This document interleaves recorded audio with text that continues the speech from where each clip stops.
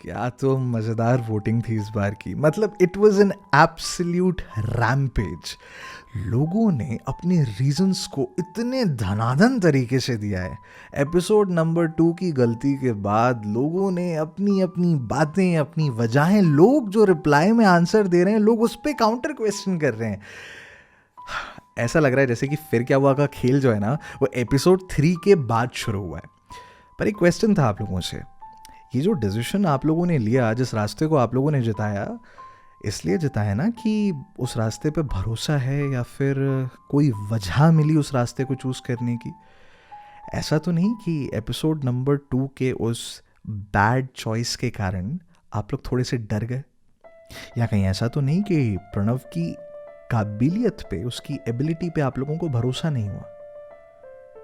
क्या पता, मुझे ऐसा लगता है कि शायद आप लोगों ने उस हिंट को पकड़ा या शायद नहीं पकड़ा, जो पहले 2 लोगों ने कमेंट्स में बताया और अब शायद 5-7 लोगों ने पकड़ लिया है। एक बहुत छोटा सा हिंट जो एपिसोड नंबर 3 में हमने छोड़ा था, बट खैर रास्ता चुन लिया गया है। डिटेक्टिव प्रणव भाई साहब जो हैं वो फ़ोन लगाते हैं, कमिश्नर साहब उठाते हैं, लेकिन फिर जब वो अपनी ये बात रखता है तो कमिश्नर साहब का एक बड़ा इंटरेस्टिंग सा इंसाइट होता है। हेलो जी, मेरा नाम है Justin Joseph and you are listening to our series फिर क्या हुआ, जो कहानी नहीं कहानियों का एक खेल है, जहां पे कहानी मैं सुनाता हूं पर कहानी आगे कैसे बढ़ेगी ये आप अपने वोट से मुझे बताते हैं। हमारी आज की कहानी का नाम अ मिडनाइट टेक्स्ट एपिसोड 4। और हाँ, इस कहानी को आगे बढ़ाने से पहले प्लीज़, अगर एपिसोड 4 कह रहा हूँ इसका मतलब एपिसोड 1, 2, 3 होगा ऑब्वियसली, और है मेरे यूट्यूब अकाउंट पे एक मूवी की तरह से डला हुआ है। प्लीज़ पहले उसे देख लेना अगर ये मतलब नहीं सुने हैं वो पहले, because episode number 4 is obviously a continuation, spoilers से भरा हुआ होगा एंड आपका एक्सपीरियंस खराब हो जाएगा। कंटिन्यू करें कहानी को। प्रणव कमिश्नर साहब को फ़ोन लगाकर ये पूरी इनविटेशन और इन सारी बातों के बारे में बताता है। सर सुनते हैं पर उन्हें कुछ ऑकवर्ड लगता है। वो इमीडिएटली प्रणव से कहते हैं कि सुनो, ऐसा कोई भी अभिभावक जाने की गलती मत करना। सबसे पहले ask him to cancel the neo.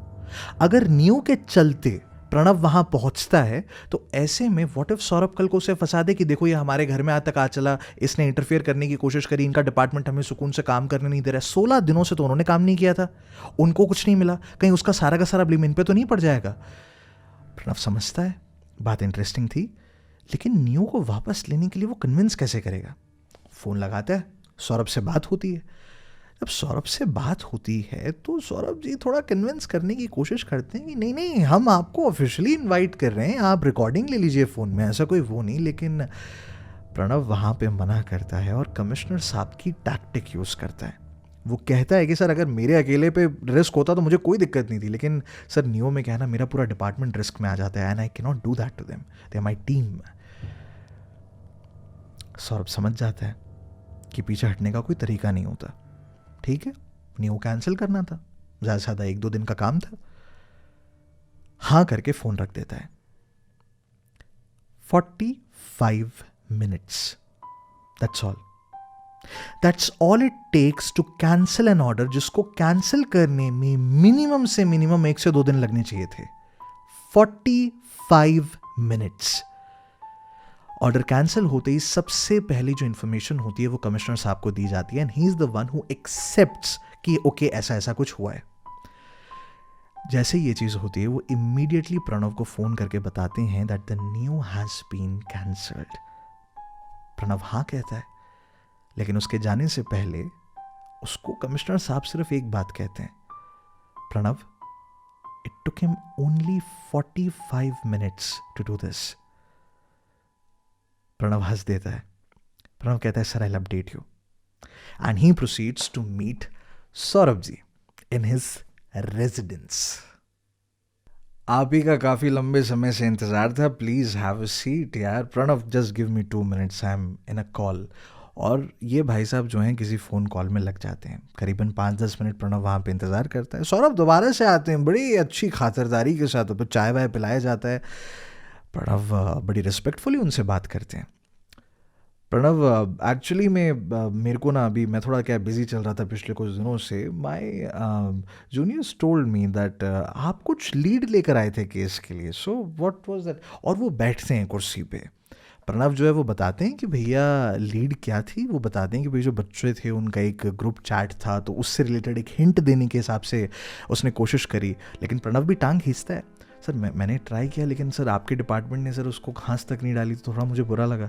अरे प्रणव यार क्या बताएं, वो होते हैं। I have actually taken action against the people जो रिस्पॉन्सिबल थे। भाई लीड तो कहीं से भी मिले लेना चाहिए ना, एक बच्ची की जान है यहाँ पे। लोग डिपार्टमेंटल क्या राइवलरीज एंड ऑल। सुनो प्रणव, तो you were saying about that group chat, फिर उसमें कैसा। और प्रणव वहाँ पे बताता है उसने क्या बच्चों से सुना, कैसे तरह की बातें। लेकिन प्रणव भी इस कॉन्वर्जेशन के बीच में सौरभ से काउंटर क्वेश्चन करता है कि उन्होंने केस में क्या चीज़ देखी। लेकिन जब भी प्रणव सौरभ से कुछ पूछता, वो थोड़ा सा उसको टॉपिक को बदल देता, और he was not really telling him anything. दो वजह हो सकती थी। पहली वजह, उनको एक्चुअली में कुछ भी नहीं मिला उस 16 दिन में। They tried everything but it all led to nothing. दूसरी वजह, कुछ मिला पर वो बताना नहीं चाहते। बट अगर वो बताना नहीं चाहते तो उन्होंने फिर न्यू कैंसिल क्यों किया? बहुत सारे सवाल। बट एनी हाउ उनकी कॉन्वर्जेशन जो है वो आगे एक अलग मोड पे पहुंचती है। Pranav, actually the reason why I honestly invited you right now is मैं अरे जनाब बात कर रहे हैं आप क्या है, कोई सेंस नहीं है यार आप। सॉरी प्रणव, मैंने जो इनवाइट यहाँ पे आपको किया, I heard lot about you. आप काफ़ी अच्छे हैं and I actually checked your file.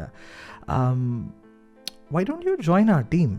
I mean you know that हमारे department will get you much better salary, and उसी के साथ में we have much better tech at your disposal.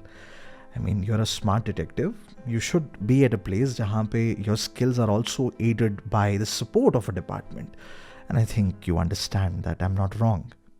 Pranav वहाँ पे हाँ कहता है, क्योंकि वो बात गलत नहीं थी। सौरभ का जो डिपार्टमेंट था, they had much better budget, they had a much better equipment वगैरह वाली जो बातें होती हैं, टेक वाइज वो लोगों का डिपार्टमेंट जो था वो आगे था।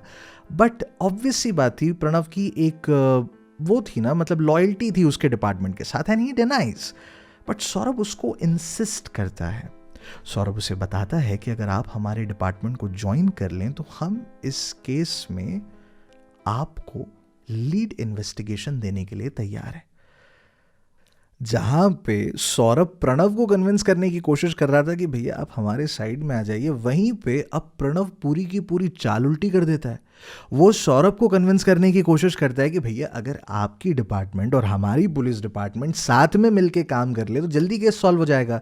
लेकिन सौरभ को इस बात से कोई मतलब नहीं रहता। ही जस्ट वॉन्टेड प्रणव, सिर्फ और सिर्फ वो। He was a very important asset to the police department. अगर वो इनके साइड में आ जाएगा तो it was a huge win for him. लेकिन प्रणव मानने को तैयार नहीं।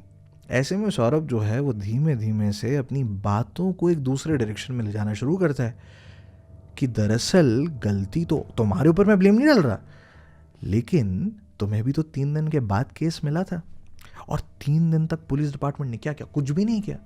Pranav, I really want to work with your department, लेकिन have you seen the speed with which they work? It's so slow. 3 दिन तक दे फाउंड एब्सोल्युटली नथिंग यार। You came along in just within hours and you are saying कि इतने सारे तुम्हारे पास leads हैं। That's why I am interested in you, not your department. Pranav, please try to understand. Pranav भी कहता है, कन्विंस करता है, लेकिन प्रणव धीमे धीमे से जो टोन ऑफ कॉन्वर्जेशन है वो यहाँ जाता हुआ देखता है कि Saurabh was trying to put the blame कि ये केस अभी तक सॉल्व इसलिए नहीं हुआ है बिकॉज शुरुआत के 3 दिन में police department did nothing. Those 3 days Pranav यहाँ से अपनी चाल चलता है। सर, अगर आपकी कुर्सी पे, और मुझे पता है ये सब आपके वो जूनियर्स ही होंगे ना जो आपको बोल रहे हैं कि शुरुआत के 3 दिन, सर आप तो नहीं बोल रहे होंगे, क्योंकि आपका मैंने सर केस फाइल स्टडी किया है। You're a smart person sir, इतने इंपॉर्टेंट डिपार्टमेंट को हेड कर रहे हैं आप, कोई ऐसे वैसे इंसान तो होंगे नहीं। और सर कोई ईगोइस्टिकल बेवकूफ़ इंसान होता तो मैं समझ भी जाता, but you are not that type of a person. और इसके बाद प्रणव उसके सामने एक पॉइंट रखता है। एक ऐसा पॉइंट जो एक तरह से एक धमकी होती है, लेकिन मखमल में लपेटी हुई एक धमकी या चेतावनी। Also sir, I am pretty sure कि जो न्यू व्यू की जो बकवास हुई है, ये आप तो सर, आप, I have seen you busy man sir, पूरा डिपार्टमेंट आप हेड करते हैं, ये कोई आपके सबॉर्डिनेट नहीं जाके जोश जोश में न्यू इशू करवा दिया होगा? नहीं मतलब तो डिपार्टमेंट, सर मैं समझ रहा हूँ, क्योंकि सर इतना बेवकूफ़ और स्टूपिड डिसीजन था न्यू करना। और सर आप अगर पूरी तरह सोलली डिसीजन ले रहे होते और अगर आपको पता होता कि पहले के 3 दिन बर्बाद हो चुके हैं, तो आप तो न्यू के लिए अलाउ नहीं करते। नहीं, स्टूपिड डिसीजन जैसे कह रहे हो तुम प्रणव, वो मतलब क्या है उसका? और यहाँ पे प्रणव उसे मतलब समझाता है। दरअसल न्यू ना एक डबल एज स्वॉर्ड था, वो हिंदी में कहते हैं ना दुधारी तलवार। एक तरफ से हाँ, अगर तुमने केस सॉल्व कर दिया तो सारा का सारा क्रेडिट आपका, लेकिन दूसरी तरफ से अगर तुम केस सॉल्व नहीं कर पाए तो आप पुलिस डिपार्टमेंट को कुछ भी ब्लेम नहीं कर सकते हैं, बिकॉज न्यू का मतलब ही होता है कि हम इस केस की पूरी रिस्पॉन्सिबिलिटी अपनी छाती पे लेते हैं। और सौरभ ने जोश जोश में बेवकूफ़ी कर दी थी, लेकिन प्रणव किसी भी लाइन में सौरभ को ऐसे जिम्मेदार ठहरा नहीं रहा था, बल्कि सौरभ को एक ऑप्शन दे रहा था। एक ऑप्शन जहां पे वो अकेला जिम्मेदार नहीं होगा अगर इस केस में गड़बड़ हुई तो, बल्कि पुलिस डिपार्टमेंट के साथ ब्लेम शेयर हो सकता है। लेकिन उसने ये नहीं कहा कि पुलिस डिपार्टमेंट के साथ आपका ब्लेम शेयर होगा, उसने कहा अगर हम दोनों साथ में मिलेंगे तो जल्दी सॉल्व हो सकता है केस। सौरभ टुक द बेट। नहीं अब वैसे, लेकिन प्रणव क्या है ना कि मैं अगर कन्विंस हो भी जाऊं तो अभी तुम्हारे जो कमिश्नर साहब हैं उनको फिर क्या, वो अभी मैं भी तो अभी न्यू व्यू इशू करवाया, वो भी नाराज बैठे होंगे। सर आप वो टेंशन मुझ पे छोड़ दीजिए, I will handle all that. बस सर आप अपना सपोर्ट मेरे साथ रखना, बाकी रेस्ट आपके साइड से, अगर आप इफ़ यू डोंट माइंड मैं एक हाँ समझूं। भाई सौरभ के लिए तो गोल्डन मौका था, क्योंकि केस में इन्होंने तो कुछ नहीं झंडे गाड़े थे, वहीं पे अब अगर कुछ गड़बड़ होती है तो मीडिया में लोग बोल सकते हैं कि भैया हमारी गलती तो थी नहीं, पुलिस डिपार्टमेंट भी इन्वॉल्व थी। बट कमिश्नर को एक्सेप्ट करना जरूरी था। इमीडिएटली वो हाँ में हाँ मिला देता है। Pranav takes the leave. ये बात खत्म होते ही साथ प्रणव इमीडिएटली कमिश्नर साहब को फोन लगाता है, लेकिन वो फोन पे कुछ भी नहीं बताता। वो बोलता है कि नहीं मेरे को तो मिलके बात करनी है। उसको पता होता है कमिश्नर साहब घर पे होंगे करके, वो बस इनविटेशन का वेट कर रहा था। वो उसको घर पे बुला लेते हैं। ये जैसे ही घर पे पहुंचता है तो वहां पे बताता है कि ये भाई साहब क्या ऑफर दे करके आए, और ये सुनते ही साथ कि ये भाईजान क्या बोल करके आए हैं, इमीडिएटली जो कमिश्नर साहब उनका दिमाग ठनकता है। Pranav, have you lost it और समथिंग? अबे 16 दिन हो चुके हैं प्रणव। स्टैटिस्टिकली स्पीकिंग, अगर 7 दिनों में हमें मिसिंग केस में, स्पेशली एक गर्ल मिसिंग केस में, कोई रैंसम कॉल नहीं है, कोई लीड नहीं है, कुछ नहीं है, you and I both know ये स्टैटिस्टिकली कहाँ जा रहा है केस, और तो उसको एक ओपन चिट दे करके आ गया कि नहीं नहीं जाओ और जाकर के मीडिया में बोल के आ जाओ कि नहीं नहीं हम अकेले कहाँ रिस्पॉन्सिबल थे, देखो पुलिस डिपार्टमेंट वालों ने भी कुछ नहीं किया। Pranav, you don't know him, he is not a person to be trusted. वो जाके कुछ भी बोल के आ जाएगा। Pranav, we have done absolutely nothing. 16। और यहां पे कमिश्नर साहब जब सामने देखते हैं तो प्रणव बैठ के एक चेहरे पे हल्की सी स्माइल लिए बैठा होता है। प्रणव, ये तुम्हें दूसरा केस तो मैंने अभी तक कुछ अपॉइंट नहीं किया है, क्या किया पिछले दिनों में तुमने? सर मैंने कुछ नहीं किया सर, मैं तो गार्डनिंग कर रहा था सर। और गार्डनिंग कर रहे थे और गार्डनिंग के अलावा कुछ नहीं करी? सर मैंने कुछ भी नहीं किया sir, I haven't broken any law. और बिना लॉ ब्रेक किए तूने क्या किया? सर कुछ भी नहीं सर, मैं तो बस मतलब गार्डनिंग कर रहा सर, शौक है तो थोड़ा। और गार्डनिंग करते हुए तूने क्या सीखा? सर वो मेरे गार्डन में अगर कोई पौधा 4 महीने पहले अगर मुरझा के मर जाता है तो सर 4 महीने बाद अगर कोई दूसरा पौधा मुरझा रहा हो तो बिल्कुल हो सकता है कि सर एक कनेक्शन हो, लेकिन सर ये सोच के बैठ जाना कि नहीं कनेक्शन ही है और जिस भी वजह से वो 4 महीने पहले वाला पौधा मुरझाया था वही कारण है कि ये भी, तो सर वो तो गलत है ना। मतलब we should have an open mind. और क्या सीखा तूने गार्डनिंग में? सर वो जो पेरेंट्स हैं सर, वो एक्चुअली में उन लोगों ने साथ में मिलके लिंसी को हायर किया है. She is a lawyer, she is a very good lawyer. And sir वो कौन है वो इम्पॉर्टेंट नहीं है, but sir she actually belongs to FDP firm. और वो FDP फर्म से बिलोंग करती है, ये इम्पॉर्टेंट क्यों है सर? वो आपको तो पता ही है. प्रणव यार, प्रणव दो दलदल में क्यों अपने पांव डालने की कोशिश कर रहा है? It's going to be a headache for you. Sir अभी सिर्फ बच्ची इंपॉर्टेंट है सर. इफ यू अलाउ,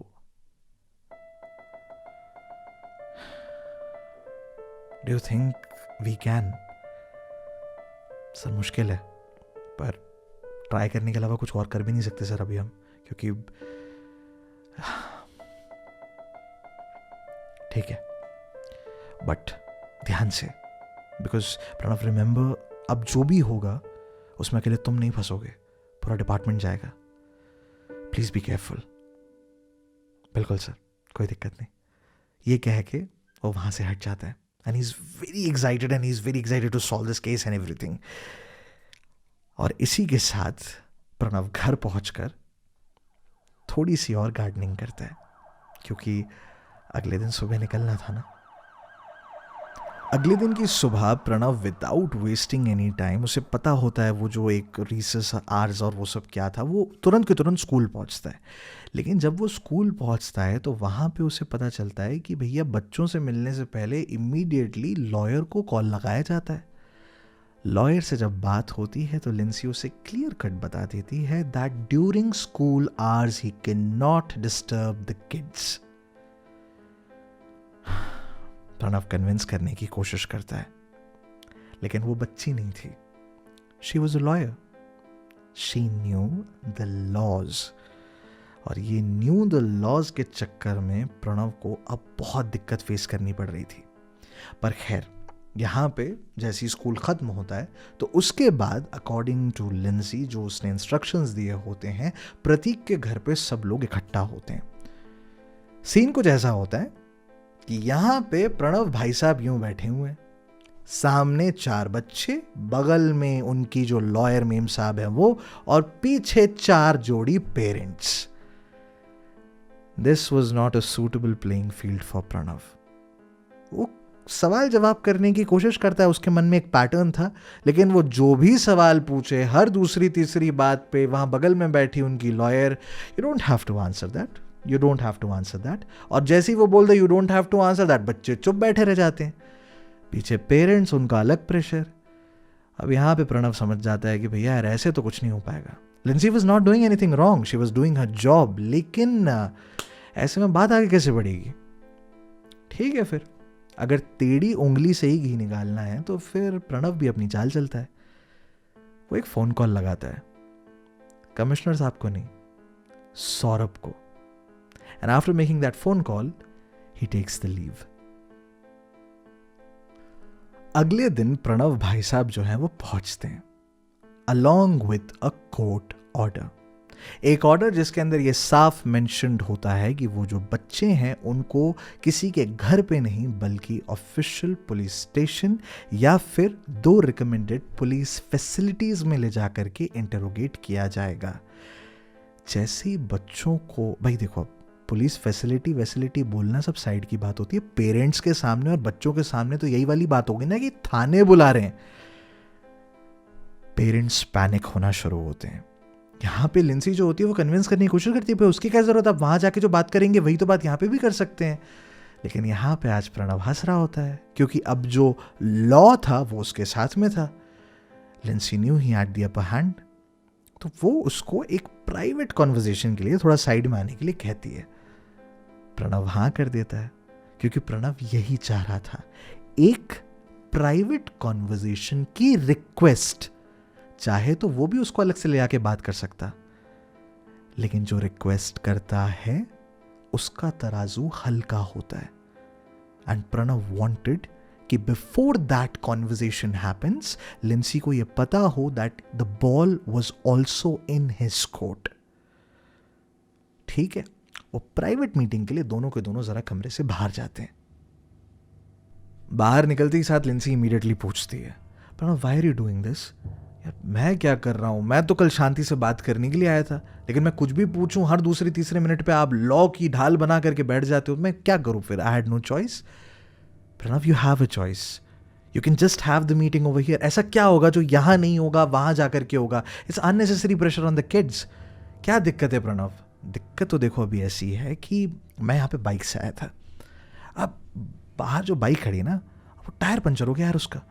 तो मैं सोच रहा था कि मैं अपनी जीप बुला लेता हूँ, वो तो कर ही सकता हूँ, लॉ के अंदर ही है ना। अब जीप आएगी तो हो सकता है वो सायरन भी बजा ले, वो भी लॉ के अंदर ही है ना। Pranav, I have read your file, you are not really a bad person और a cop who is corrupt और एनीथिंग लाइक दैट। क्यों इन बच्चों को फंसाने में मदद कर रहे हो? देखो Lindsey, I don't know whether these kids are innocent और नॉट, वो कोर्ट डिसाइड करेगा, बट एटलीस्ट मेरी नज़रों में I have to have a conversation with them before I have a conscious feeling कि वो बच्चे इनोसेंट है नहीं। मैं उन्हें कोई फंसाने के intentions. What do you mean फंसाने की मदद कर रहे हो? किसकी मदद? इनको फंसाने की कोशिश कौन कर रहा है? और तब लिंजी उसे बताती है कि किस तरीके से जो दूसरे ऑफिसर्स ने आकर के अभी इंटरोगेशन किया था, जब उन्होंने 8-9 दिनों में कोई लीड हासिल नहीं करी, तो on the 10th day they tried pinning the blame on these kids. Pinning the blame कि इन्होंने आपस में प्यार, इश्क, मोहब्बत या दोस्ती में लड़ाई, या आखिरी बार इन्होंने बात करी थी, और ये सारी बातें सौरभ ने इसे नहीं बताई थी। But this was what was happening, and that's the reason कि बच्चे हद से ज़्यादा नर्वस थे and the parents were in absolute panic. Pranav जो है वहाँ पे बड़े शांति से अपना प्रपोजल रखता है। देखो लिंसी, मुझे कोई फ़र्क नहीं पड़ता कि बच्चे यहाँ बैठ के अपने मेरे साथ बातें करें या फिर किसी स्टेशन पे जाके बात करें। All I want is to have a decent conversation, और मैं यहाँ पे वो कर सकता हूँ, लेकिन the parents cannot be in the same room.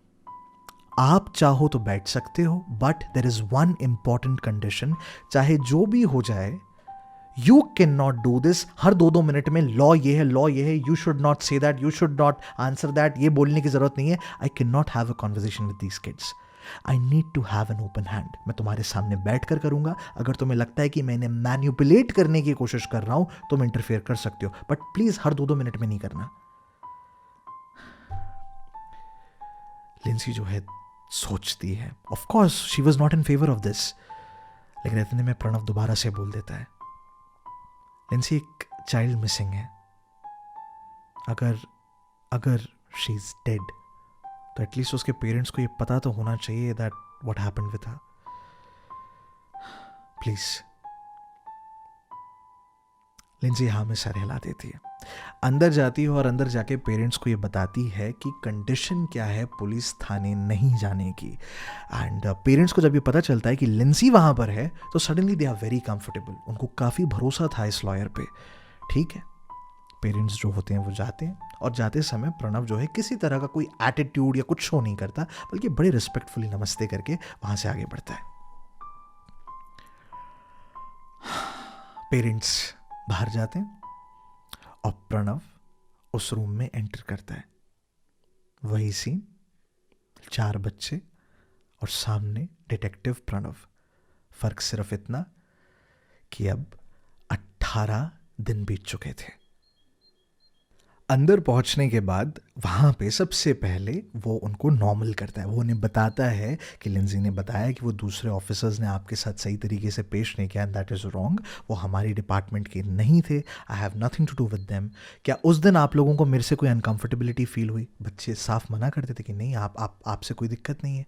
तो पहले बच्चों को नॉर्मल करता है और फिर दोबारा से सवाल जवाब शुरू करता है। लेकिन इस बार प्रणव का जो पहला सवाल था वो ये था कि यार ईमानदारी के साथ सोच के बताओ, ये जो सुरभि है, इसने जो अपनी ये कोचिंग चेंज करी और ये जो पेरेंट्स को नहीं बताया, क्या रीज़न यही है कि वो प्रतीक को लाइक करती थी और उसके साथ में वो कोचिंग में होना चाहती थी? अब इसमें जो बाकी बच्चे हैं वो सब कंफ्यूज रहते हैं, प्रतीक नर्वस रहता है, लेकिन वहाँ पे बताते हैं सर एग्जैक्टली तो हमें नहीं पता, लेकिन हाँ लाइक हमको भी वही लगता था कि मतलब वो इसके साथ टाइम स्पेंड कर सके टाइप। प्रतीक की तरफ देखता है प्रणव। ये सब होने से पहले तुम्हारी लाइक बात होती थी सुरभि से? हाँ सर, मतलब नॉर्मल कॉन्वर्जेशंस होती रहती थी, फ़ोन पे ही करते थे, कोई दूसरा मैसेजिंग कुछ नहीं सर, फ़ोन पे ही ऐसे। Can I see them? हाथ आगे करता है। प्रतीक जो है वो अपनी लॉयर मीम साहब को देखता है, लिंजी जो है वो प्रणव को देखती है, प्रणव लिंजी की तरफ देख के सीधे सीधे बोल देता है, देखो यार, I can get the cyber and all here, okay, that's very easy for me, but मैं फालतू में इन बच्चों को सारे झमेले में घसीटना नहीं चाहता। I just want to see if he is hiding something और नॉट।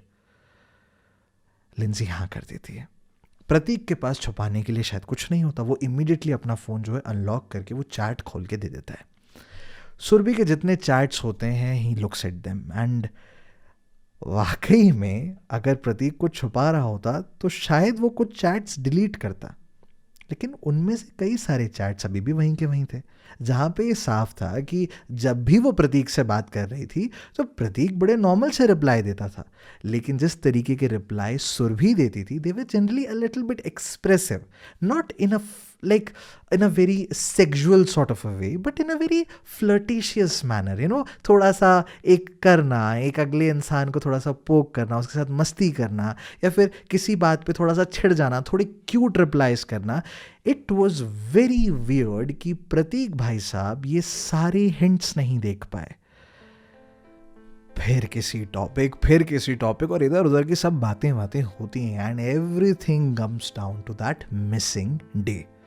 तो सुरभि जब ऐसा हुआ तो उसके पेरेंट्स ने सबसे पहले रिया को फ़ोन लगाया, ठीक है, तो फिर आपने किसको बताया? तो रिया बताती कि उसने सबसे पहले श्रेया को फ़ोन लगाया और फिर उसके बाद उसने प्रतीक को फ़ोन लगाया। क्या क्या बात हुई? तो उसने बताया कि श्रेया को बताया कि उसके पेरेंट्स मिसिंग, और फाइनली जब प्रतीक ने फ़ोन उठाया तो फाइनली प्रतीक ने फ़ोन उठाएगा क्या मतलब? कोचिंग में थे इसलिए। तो प्रतीक जो हाँ में सर हिलाता है। तो एक मिनट, अब्बास को आपने फ़ोन क्यों नहीं लगाया, मतलब बार बार आप इसी को क्यों कर रहे थे? तो अब बताया उसने कि उसका जो फ़ोन था वो स्विच ऑफ आ रहा था। अब्बास की तरफ देखा तो उसने तुरंत बताया, सर एक्चुअली में हम लोग का सर स्कूल से घर पहुंचते हैं 30 मिनट्स के अंदर वैन आ जाती है, तो कभी मतलब फ़ोन कभी कभी चार्ज नहीं हो पाता, और सर मेरा क्या है, फ़ोन में थोड़ा बैटरी का प्रॉब्लम है, उसको बार बार चार्ज। हाँ अभी है तुम्हारे पास? यस सर, दिखाओ, can I have it? Abbas immediately phone दे देता बिना किसी झिझक के। ओके, फिर क्या हुआ? अब फिर उसके बाद वो सबका वहाँ पे पहुँचना, रिया पहुँचती है, श्रेया पहुँचती है, यहाँ से प्रतीक और अब्बास पहुँचते हैं, ये सारी कॉन्वर्जेशन अब सुन रहे हैं। क्या अच्छा कहीं ऐसा तो नहीं कोचिंग में कोई गड़बड़ हो गई हो? भाई कोचिंग में बड़ा स्ट्रिक्ट माहौल होता है, पेरेंट्स को बता दें, कुछ कोचिंग का प्रेशर वेशर था क्या? तो वो पूछते भैया कोचिंग कौन सी है करके, तो बताते हैं साहनी कोचिंग है। तो फिर वहाँ का माहौल वगैरह सब जानने की कोशिश करता है धीरे से प्रणव, पर इतने में उसे एक बात क्लिक होती है, यार तुम लोग ये सानी कोचिंग क्लास है बोलो, ये अपना ये ढाल रोड वाली की बात कर रहे हो ना? हाँ सर। तो तुम दोनों सबसे लेट कैसे पहुंचे? सुरभि के घर से तो बगल में है वो जगह। सर वो एक्चुअली में क्या है कि इसका फ़ोन आया और सर 15-20 मिनट्स का बस क्लासेस और बचा था, तो बस सर वो अटेंड करे और फिर हम लोग वहाँ से इमीडिएटली निकल गए थे। अच्छा ओके। तो लाइक ये कोचिंग में क्या मतलब बड़ा स्ट्रिक्ट सा सीन है क्या? मतलब वो ये ऐसा होता है ना, पेरेंट्स को बुला लेंगे, बच्चा आ नहीं रहा है तो ये कोई ऐसा तो नहीं कोचिंग क्या किसी प्रेशर का कुछ रहा हो ऐसा?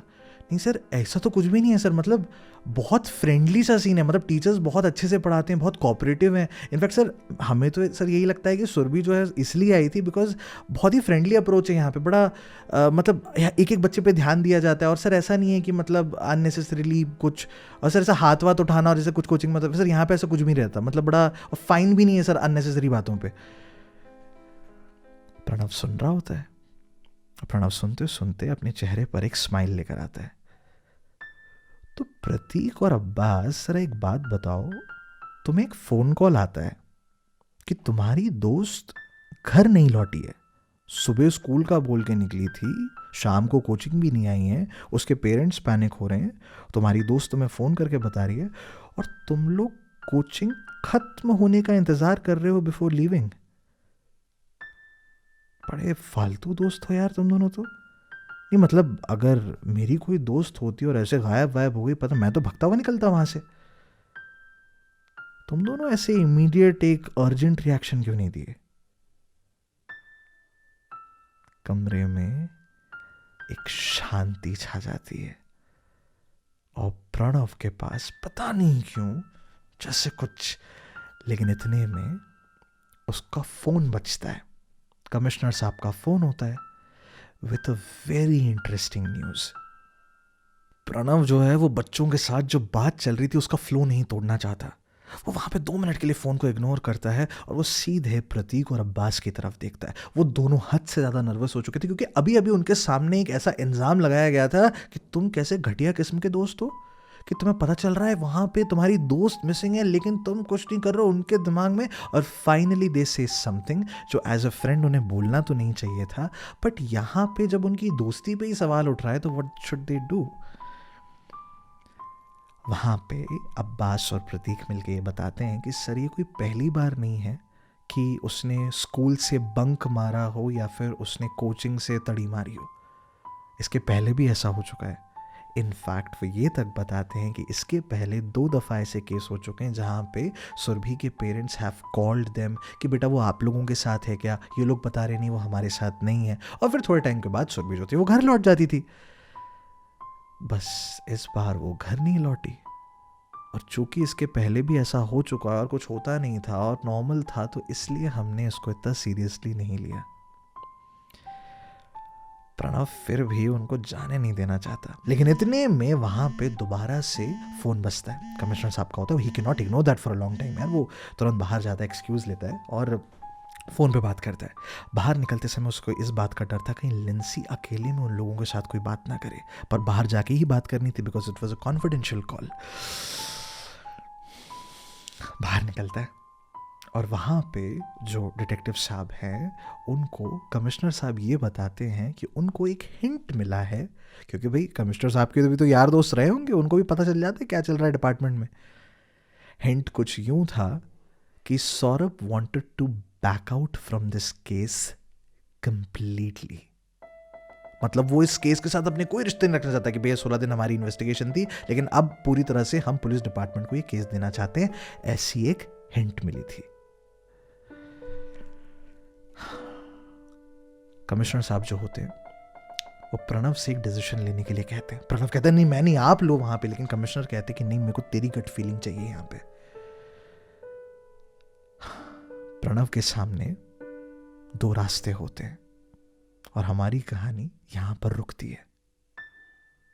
Ladies and gentleman, dear members of the JT8 family and our sweet listeners, आप लोगों के सामने ये कहानी को यहाँ रोका जाता है और आपके 2 रास्ते कुछ इस तरह से हैं। ये दोनों रास्तों के कारणों को ज़रा ध्यान से समझना, और एक हिंट है जो पहले एपिसोड में और एक हिंट है जो तीसरे और चौथे एपिसोड में मैंने आप लोगों को दिया है, जो आपको ये डिसीजन लेने में हेल्प कर सकता है। बाकी आपकी मर्जी। डिसीजंस या रास्ते कुछ इस तरह से हैं। पहला रास्ता, प्रणव ये डिसाइड करता है कि वो इस केस को शेयर करके ही आगे बढ़ाना चाहता है। अब इसके पीछे का रीज़न ऑफ प्रणव इज कि भैया 18 दिन जो हैं गुजर चुके हैं, मैक्सिमम टाइम इन्हीं के डिपार्टमेंट ने पूरा सड़ाया है, तो कल को जो ब्लेम होगा भाई अगर कुछ गड़बड़ हो जाए तो वो ब्लेम जो होगा शेयर होगा। दूसरी तरफ अगर ये लोग शेयर करके ही आगे बढ़ते हैं तो जो सौरभ की डिपार्टमेंट है उसमें अगर कोई उनके पास ऐसी फैसिलिटी है, क्योंकि दैट्स अ मॉडर्न डिपार्टमेंट, उनके पास कई सारी चीज़ें हैं जो थोड़ी आधुनिक है compare to his police department, तो वो उन्हें भी यूज़ कर सकता है, वो सौरभ का इन्फ्लुएंस भी यूज़ कर सकता है, तो he wants to share the case. बस प्रॉब्लम ये है कि ये भाई साहब ट्रस्टेड नहीं है। तो दूसरा रास्ता कुछ इस तरीके से है कि ये जनाब जो हैं पूरी तरीके से केस जो है अपने डिपार्टमेंट की तरफ ले लेंगे। अब प्रॉब्लम ये है कि इन्होंने अगर पूरा का पूरा केस ले लिया और कल को जाके कुछ गड़बड़ होती है तो ब्लेम तो ठीक है इन पे आएगा, लेकिन अगर मान लो केस एक सही डायरेक्शन पे जा रहा हो धीरे धीरे और कहीं ये सौरभ की टीम आकर के फिर से वही नाटक कर गई, तो फिर से वो लोग घुसने की कोशिश किए, तो अभी तो वो पीछे हट रहा है पर वापस आ गया तो रिस्की है। लेकिन फ़ायदा ये है कि इस केस में अब जो भी इन्वेस्टिगेशंस होंगी, जो भी चीज़ें इनको मिलेंगी, वो सिर्फ और सिर्फ इनके पुलिस डिपार्टमेंट के पास रहेगी। अगर वो शेयर करता है तो ध्यान दीजिएगा जनाब, इंफॉर्मेशन भी शेयर होगी। कब कौन दोगला निकले कुछ नहीं कह सकते, लेकिन अगर डिपार्टमेंट के पास ही ये पूरा का पूरा केस है तो इंफॉर्मेशन बाहर नहीं जाएगी। लेकिन अगर गड़बड़ हुई तो पूरा का पूरा जो ब्लेम है वो इनके डिपार्टमेंट के ऊपर गिरेगा। सोचिए कि एक हिंट जो मैंने पहले और चौथे एपिसोड में ड्रॉप किया है, क्या आपने उसको पकड़ा? अगर पकड़ लिया, क्या पता किसी ने पकड़ा हो। तो लेडीज एंड जेंटलमैन, आपके 48 आवर्स यानी अगले 2 दिनों का वक्त यहां पे शुरू होता है। द वोटिंग्स आर ओपन और अगले 48 आवर्स में हम लोग, अगर आप इंस्टाग्राम पे देख रहे हैं तो इंस्टाग्राम पे हम एक टीजर बना के डालते हैं एपिसोड नंबर 4 का। उस टीजर के नीचे आपको दोनों के दोनों जो रास्ते हैं वो पिंड मिलेंगे। अपने पसंद के रास्ते पे जाके लाइक कर देना and your vote will be registered. अगर आप यूट्यूब पर देख रहे हो तो मेरे ऑफिशियल अकाउंट की तरफ से 2 रास्ते आपको मिलेंगे। चूंकि मैं यूट्यूब पे 2 रास्तों को पिन नहीं कर सकता तो आई एम रियली हेल्पलेस, लेकिन अगर आप थोड़ा सा भी स्क्रॉल करोगे तो आपको मिल जाएगा और उनमें सबसे ज़्यादा लाइक्स होते हैं तो अलग ही दिख जाएगा। उसी के साथ में मैं अपने ऑफिशियल अकाउंट की तरफ से उन पे हार्ट भी बना देता हूँ, तो it's easy to find them. लेकिन वोट देने से पहले जरा ध्यान से देखना। हमारे यहाँ जब हम ये खेल खेलते हैं ना तो कुछ महारथी जो हैं वो अपने लॉजिक्स, अपनी रीजनिंग जाकर के उस रास्ते के नीचे जाकर ना रिप्लाई में कमेंट करते हैं कि मेरे हिसाब से this is the reason why उनको पहला रास्ता लेना चाहिए या दूसरा रास्ता लेना चाहिए। प्लीज उन रीजंस को पढ़ना, because some of them are so brilliantly good. उसी तरह से जिस तरीके से पिछले रास्ते के समय लोगों ने नियो का हिंट पकड़ा था, आराम से सबकी बात सुनना और अपना वोट कास्ट करना, क्योंकि जनाब कहानी खैर, एपिसोड नंबर जो 5 है उसका जो टारगेट है वो कुछ इस तरीके से है। हम लोग जब ये रिकॉर्ड कर रहे हैं तो as of now I think हम लोग 1 मिलियन टच करने वाले हैं। मुझे नहीं पता, शायद ऑलरेडी टच कर भी दिया होगा by the time this video is released.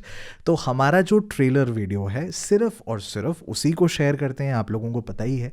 सो उसको आप लोगों के स्टोरी शेयर से जिस तरीके से हम 1 मिलियन तक यहाँ पहुँचा चुके हैं, target for episode number 5 is 1.1 million.